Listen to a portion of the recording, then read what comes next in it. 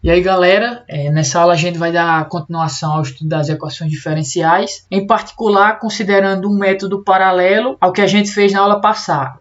Brevemente, o que a gente fez na aula passada, relembrando aqui, foi estudar o que é uma equação diferencial, a sua definição matemática, e eu coloquei como exemplo também lá um circuito elétrico RC, que a gente viu como sendo uma motivação pela qual a gente deve estudar as equações diferenciais, certo? É uma aplicação de equações diferenciais. E resolvendo aquele circuito, aplicando as leis físicas da eletricidade, a gente chegou numa equação diferencial de primeira ordem, certo? Que a gente resolveu por um método conhecido como método de separação de variáveis, que consiste basicamente em você isolar de um lado da igualdade os fatores que apresentam a nossa função y, certo? Que é o nosso sinal de saída, é quem a gente quer encontrar, e do outro lado da equação a gente coloca os fatores que são conhecidos, certo? Eu fiz até uma analogia com as equações algébricas. Essa é a metodologia que a gente usa para resolver equações algébricas. É separar através de operações inversas, de um lado o que eu quero encontrar e do outro lado o que eu conheço, certo? E através dessa separação a gente consegue encontrar a nossa incógnita, certo? Que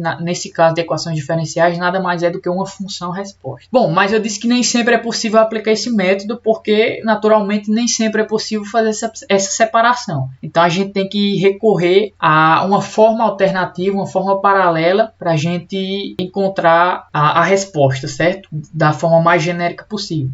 Então, nessa aula, a gente vai dar continuidade vendo um método alternativo. E a motivação aqui vai ser começar motivado a entender, certo? A partir de equações diferenciais de segunda ordem. Porque nas equações diferenciais de segunda ordem, vocês, inclusive, podem até tentar fazer essa separação de variáveis. E vocês vão ver que é bem difícil de fazer isso e, por vezes, até impossível, certo? Então, naturalmente, não é possível sempre aplicar o método de separação de variáveis. Então, a gente vai ver aqui uma solução alternativa, certo? Então, esse é o assunto da nossa aula de hoje. Em geral, para equações de segunda ordem, por exemplo, a gente não consegue aplicar essa metodologia. Então, a gente vai ter que encontrar aqui um método alternativo para calcular a resposta de entrada nula para equações diferenciais desse tipo, certo? Equações diferenciais com essa formulação mais genérica, ok? E bem, que método é esse? Na verdade, o método que a gente vai analisar aqui, ele vai ser um pouco mais intuitivo do que puramente operacional, como a gente vem fazendo. Então, ao invés de aplicar operações,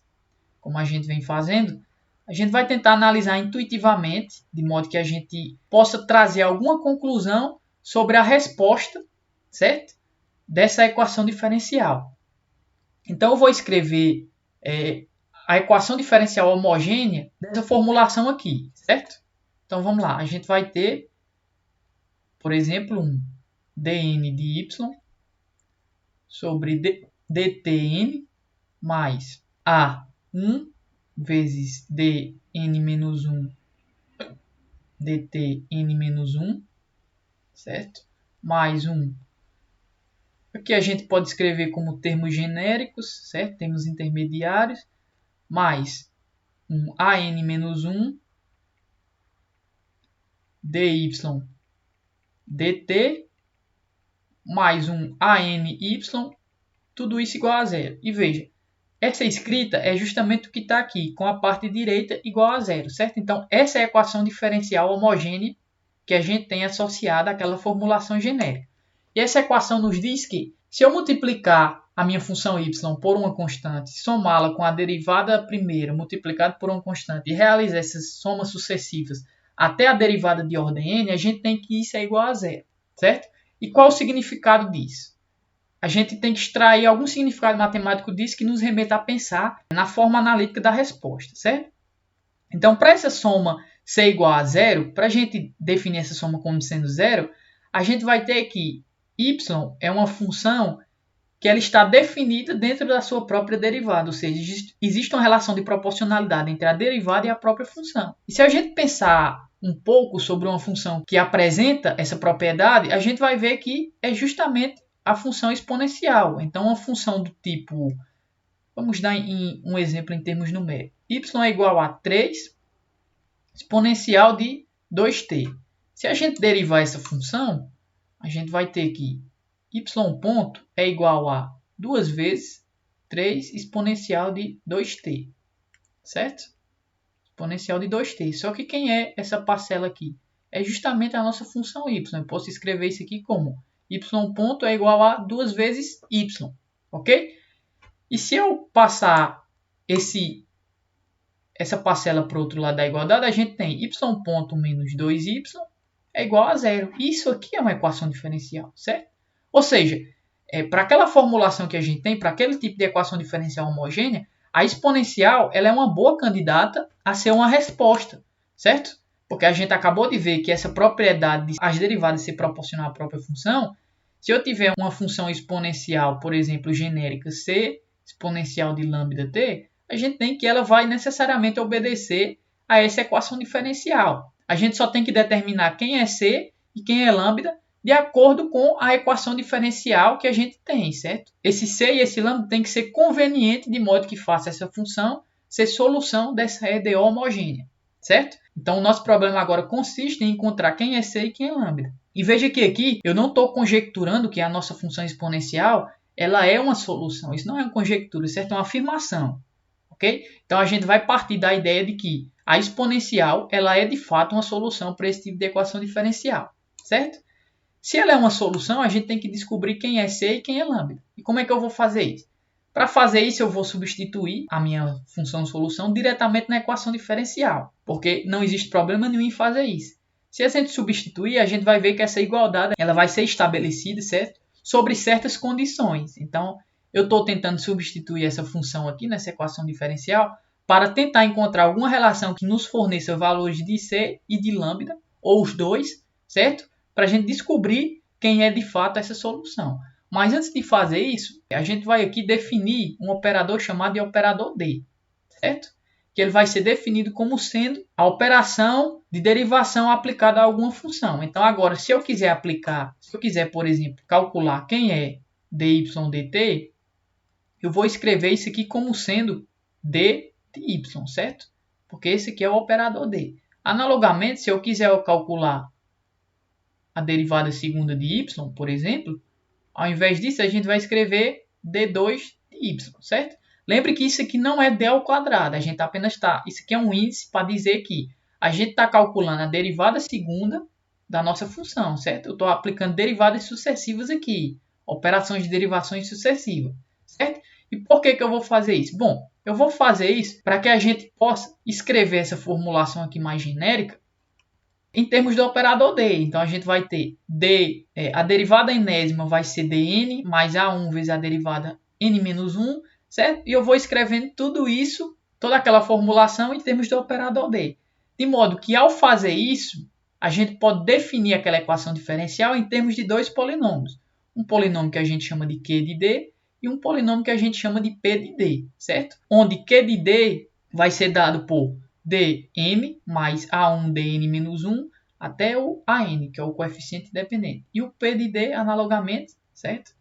É dado pelos seus coeficientes aqui, ok? E por que é importante a gente ter esses polinômios aqui? Bom, a gente vai ter esses polinômios, a gente vai escrever a função nessa formulação, porque, por exemplo, ao invés de escrever assim, essa equação diferencial, eu vou escrever ela em termos de operador D, certo? Então, a gente vai ter dn de y mais a1 dn-1 de y, mais aqui os termos intermediários, mais an-1 d de y, certo? Mais an de y. Tudo isso igual a zero, certo? E se a gente calcular as derivadas aqui dessa função exponencial, a gente vai ter aqui o seguinte: quem é a derivada enésima? Bem, o c ele é constante, certo? Então, a gente vai ter aqui o c, se eu aplicar derivadas sucessivas n vezes dessa exponencial. Bom, a derivada da exponencial vai ser ela própria vezes a constante que está no seu expoente, para a primeira derivada. Se eu calcular a segunda, vai ser a mesma coisa. Então, ao aplicar derivadas sucessivas, a gente vai ter que isso aqui vai ser igual a lambda elevado a n, certo? Vezes a própria função, que é exponencial de lambda t, mais a1, quem é a derivada n-1? A gente vai calcular por esse mesmo padrão aqui. Vai ser c lambda n-1 vezes a própria exponencial, certo? Mais, e a gente vai fazer isso para todos os termos, até a n menos 1. Quem é a derivada primeira? É c lambda exponencial de lambda t, mais a própria função, certo? A n vezes a própria função, c exponencial de lambda t.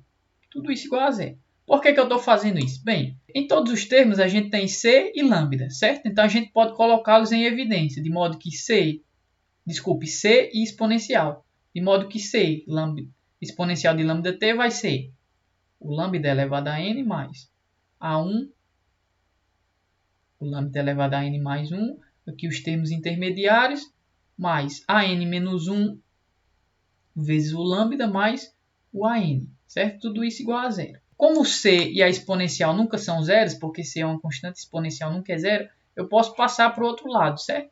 Onde a gente vai ter o seguinte: lambda n mais a1 lambda n menos 1 mais os termos intermediários mais a n menos 1 vezes lambda mais a n, tudo isso é igual a zero.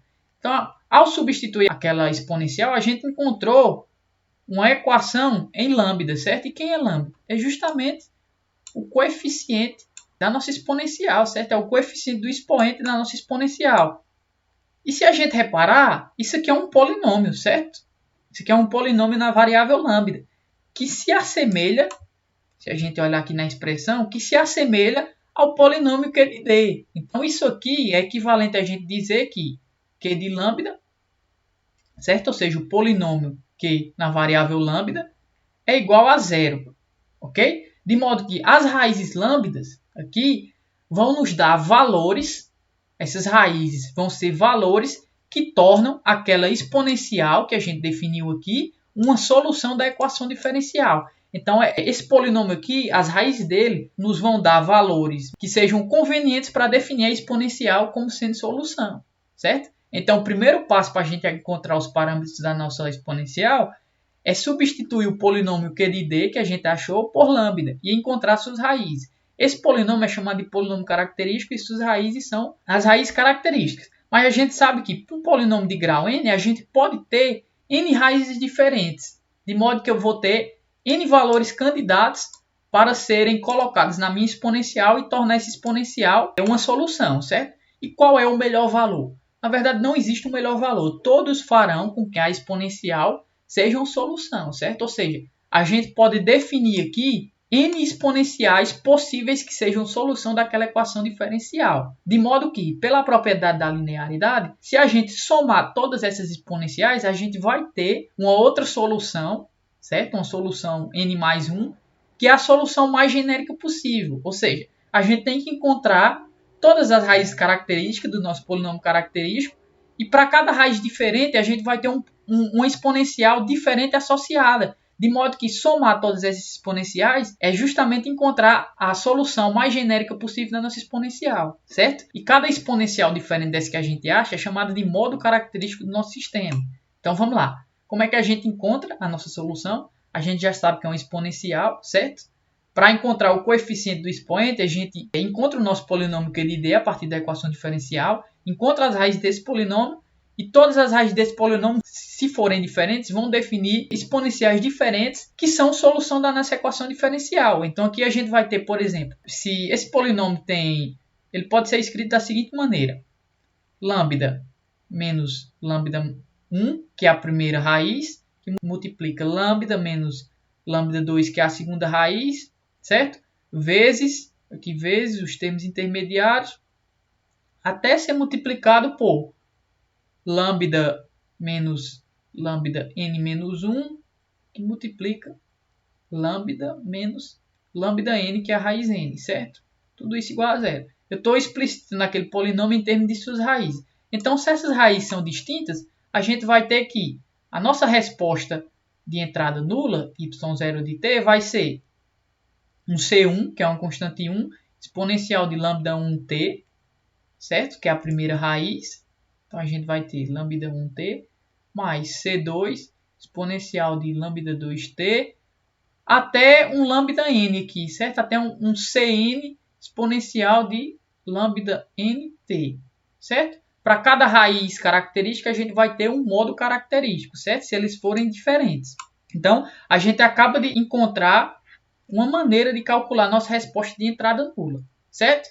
Mas a gente só achou os coeficientes lambda. E quanto ao C? Bem, como eu disse, o nosso sistema, o funcionamento dele, no caso da entrada nula, vai ser único e exclusivamente pelas condições iniciais, ou seja, pela energia interna armazenada. Esse C1, C2 e Cn vão ser dados pelo que a gente chama de condições iniciais do nosso sistema, certo? Da nossa equação diferencial. Então, na resolução de questões, a gente vai ver que essas condições iniciais elas são dadas pela questão ou elas nos dão maneiras de encontrar essas condições, certo? De antemão, a gente só precisa se preocupar em calcular esses coeficientes lambdas da nossa exponencial, certo? Os coeficientes do expoente da nossa exponencial, certo? Então, essa é a maneira que a gente tem de encontrar a resposta de entrada nula. Mas, veja só, vamos considerar a seguinte função.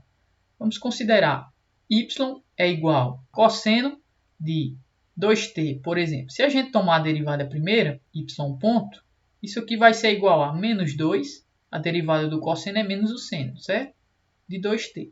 Se a gente tomar a derivada segunda, y2 pontos, isso vai ser igual a menos 4 cosseno de 2t, certo? Mas quem é cosseno de 2t? Quem é essa parcela aqui? É justamente o y, ou seja, y2 pontos pode ser escrito em termos do y, de modo que passando para o outro lado a gente vai ter y2 pontos mais 4y é igual a zero. E isso aqui também é um modelo de escrever, é uma forma de escrever aquela equação diferencial que a gente viu, certo?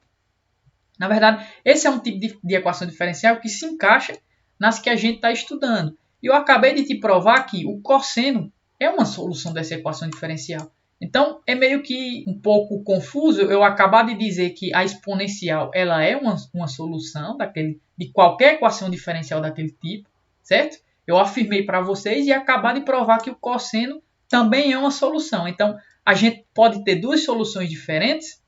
E bem, a resposta é não. Na verdade, se vocês se recordarem bem, a gente consegue escrever exponenciais em termos de funções trigonométricas seno e cosseno, certo? Apenas sob uma condição. E que condição é essa? Se essa exponencial, por exemplo, ela tiver o seu expoente, ele for complexo. Então, a gente escreve como cosseno de θ mais j seno de θ, certo? Isso aqui é chamado de identidade de Euler. Se aparecer um cosseno, isso já nos dá uma ideia de que aquele cosseno nada mais é do que exponenciais complexas. Se a exponencial é complexa, e a gente sabe que o coeficiente dessa exponencial ele advém desse polinômio, então quer dizer que existe a possibilidade de terem raízes complexas nesse polinômio? De fato existe, porque, lembre-se, a gente está estudando equações diferenciais ordinárias com coeficientes constantes. E esses coeficientes do meu polinômio são justamente os coeficientes da nossa equação diferencial. E lembrem que eles são reais e são fixos, certo? São constantes. Então, se a gente tem um polinômio de coeficientes reais e constantes, a gente tem três tipos possíveis de raízes que esse polinômio podem ter. São raízes reais e distintas, que é como a gente acabou de ver, certo? E para cada raiz a gente tem um modo característico associado. Eles podem ter raízes complexas e podem ter raízes iguais. Então, não é incomum a gente ver polinômios, principalmente do segundo grau, que têm raízes iguais, certo? Raízes repetidas. O exemplo disso é o polinômio x² mais 2x mais 1, certo? Se a gente calcular as raízes desse polinômio, a gente vai ver que o 1 é a raiz única desse polinômio, mas ele é uma raiz repetida, certo? Ele repete mais de uma vez, porque afinal o polinômio de grau 2 ele tem que ter duas raízes. Então, para cada possibilidade dessa de raiz, a gente vai ter uma expressão para a nossa resposta de entrada nula, certo? Então, para o caso de raízes reais distintas, a gente viu que a expressão é essa. Para cada raiz diferente, a gente tem um exponencial associado. E a gente vai ver agora, para o caso de raízes reais iguais, certo? No caso, aqui a gente tem raízes reais distintas, certo? Um exponencial, ou seja, um modo característico associado para cada raiz característica. E a gente pode ter raízes que se repetem, certo? Raízes que se repetem R vezes, por exemplo. Para esse caso, a gente também vai ter uma exponencial, só que essa exponencial ela é única, certo? Porque a gente só tem uma raiz, multiplicada por constantes, Só que essas constantes vão vir acompanhadas de um termo t. Então, para cada repetição da nossa raiz, a gente vai ter um termo t associado. Então, por exemplo, se a gente tem 3 raízes repetidas, se a gente tem uma raiz que repete 3 vezes, a gente vai ter C1 vezes a exponencial dessa raiz, mais C2 vezes t exponencial dessa raiz, certo? Já foram duas, essa e essa. E a gente vai ter uma terceira, que é um C3t ao quadrado exponencial de lambda t, sendo lambda a raiz. Então, se a raiz se repete 3 vezes, a gente vai ter 3 termos, onde o último termo vai ser um t elevado a r menos 1, onde r é a quantidade de vezes que essa raiz se repete, certo? Então, esse é o padrão para a nossa resposta quando as raízes elas se repetem, certo? A gente vai ver algumas questões, possivelmente, sobre isso. Na resolução de questões, a gente vai ver que, embora seja muita informação que a gente está vendo, na verdade, é bem sintético de se resolver isso, é bem simples. E o último caso são raízes complexas, certo? A gente viu que o nosso polinômio característico ele é formado por coeficientes constantes, certo? E reais. Se a gente tem coeficientes constantes e reais no nosso polinômio e as raízes são complexas, então a gente pode inferir que essas raízes complexas elas vão ser do tipo conjugadas, certo? Isso porque os nossos coeficientes são reais e são constantes, ok? Dadas as raízes complexas, a gente pode definir a partir delas a nossa resposta. Então essa resposta vai ser um C, que é uma constante que sempre vai aparecer e ela vai depender das condições iniciais, multiplicado por um exponencial de αt, onde α é a parte real da nossa raiz, vezes um cosseno de βt, onde β é a parte imaginária, certo? É o coeficiente da parte imaginária da nossa raiz, mais um θ. E esse θ, assim como o c, vai depender diretamente das condições iniciais, certo? São constantes a serem descobertas por meio das condições iniciais do sistema. E esses são os 3 casos que a gente tem para a resposta de entrada nula. Ou seja, dependendo das raízes do seu polinômio característico, você vai ter uma formulação específica, certo? Então, recapitulando, qual é o procedimento? A gente tem a equação diferencial, certo? Completa, aquela formulação genérica. A gente encontra a equação diferencial homogênea associada a ela, encontra o polinômio característico, as raízes características. Dependendo de como são essas raízes características, a gente vai definir qual é o formato da nossa resposta de entrada nula. Para o caso de raízes reais e distintas, a gente vai ter diferentes exponenciais. Para o caso de raízes reais e repetidas, a gente vai ter uma única exponencial definida, porém ela vai ser multiplicada por constantes, bem como termos que são dados pela nossa variável, certo? Pelo nosso t. Se as raízes forem complexas, ela vai definir uma composição entre uma exponencial e um cosseno, certo? Então essa é a forma da gente definir de calcular a nossa resposta de entrada nula. E a gente vai ver um exemplo prático disso. Então a gente tem uma questão aqui que ela é dada da seguinte forma: d2, ou seja, derivada de ordem 2, mais 2d de y de t é igual a x de t, que é a nossa entrada, certo? E a questão quer que a gente encontre a resposta de entrada nula para o sistema e veja que ele dá as condições iniciais. Uma condição é referente à nossa resposta de entrada nula, certo? E a outra é referente à derivada dessa resposta de entrada nula. Então vamos lá. O que a gente tem que fazer? Qual é o primeiro passo? Encontrar a equação diferencial homogênea associada a essa equação diferencial, certo? Essa equação diferencial genérica. Então a gente faz isso zerando o lado direito da equação. E veja, ele já dá aqui a nossa equação diferencial em termos do polinômio que ele dê, certo? Então não precisa encontrar esse polinômio que ele dê. Tendo o polinômio que ele dê, a gente vai fazer q de lambda igual a zero, de modo que lambda ao quadrado mais 2 lambda é igual a zero. Para resolver isso, a gente coloca lambda em evidência, e aqui fica lambda mais 2 igual a zero. Isso aqui tem duas soluções. Ou lambda é igual a zero, certo? Ou lambda é igual a menos 2. Em ambos os casos, se eu substituir aqui, essa igualdade ela será satisfeita. Ou seja, a gente tem uma raiz que é 0 e uma raiz que é 2. São raízes distintas. Então, nossa resposta de entrada nula vai ser 1. Um C1, né, que a gente definiu. Um C1 exponencial da primeira raiz, ou seja, exponencial de 0, mais um C2 exponencial da segunda raiz, certo? de modo que exponencial de 0 é 1. Então, y0 de t é igual a C1 mais C2 exponencial de menos 2t, certo?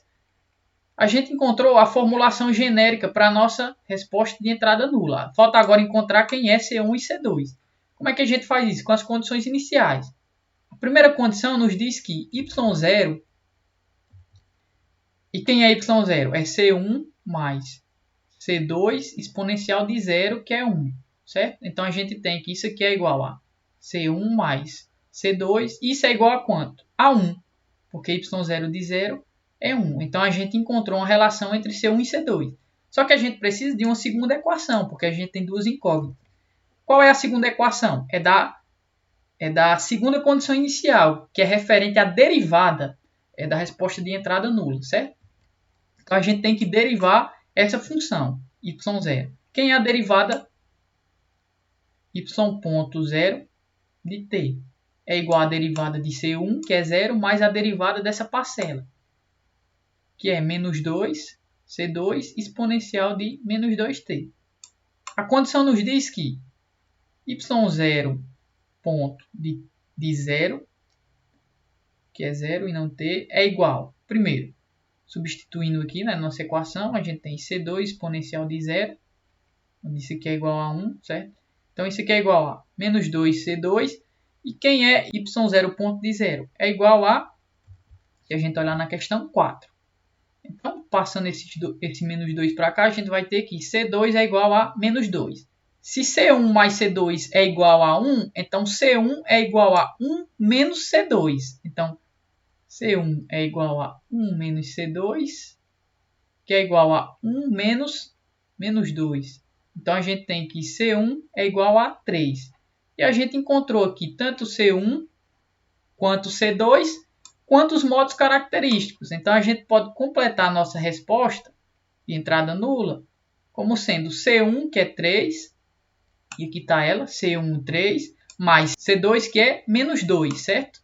Então, como é mais, aqui fica menos. Menos 2 exponencial de menos 2t. Menos 2t. E essa aqui é justamente a expressão que a gente quer para a nossa resposta de entrada nula. Então, a gente acabou de encontrar a nossa resposta de entrada nula. Certo? Se a gente conferir aqui, o resultado ele bate. Então, essa é a forma que a gente tem de encontrar a nossa resposta de entrada nula. A gente encontra a equação diferencial homogênea associada, certo?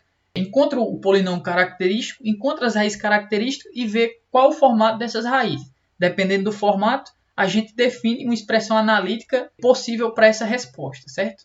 Então, para o caso de raízes reais distintas, a gente vai ter uma exponencial associada a cada raiz. Para o caso de raízes iguais, a gente vai ter uma única exponencial, mas ela vai ser multiplicada por constante c e por termos t elevado a algum número, certo? Dependendo de quantas vezes essa raiz se repete. E se forem raízes complexas, a gente tem uma composição entre exponenciais e cossenos. Então, a aula de hoje fica por aqui, certo? Esse era o assunto que a gente queria tratar.